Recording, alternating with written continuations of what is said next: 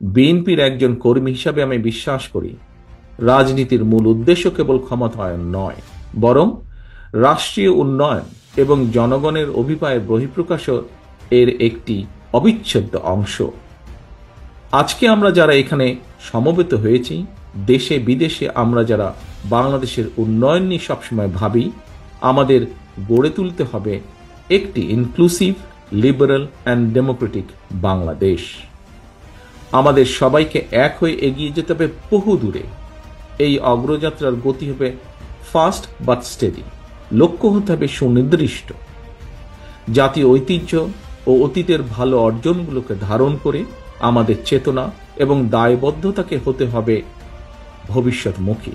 গণতান্ত্রিক ধারার রাষ্ট্র পরিচালনায় আবদ্ধ থাকলে চলবে না। শুধু আমাদের উৎসাহ দিতে হবে আধুনিকতাকে, বরণ করে নিতে হবে অভিনবত্বকে, সামনের দিকে দৃষ্টিপাত করে আলিঙ্গন করে নিতে হবে সমাজের বিভিন্ন শ্রেণী পেশা মানুষের চিন্তাধারাকে, যা পরবর্তীতে পরিবর্তন করবে রাজনৈতিক সংস্কৃতিকেও।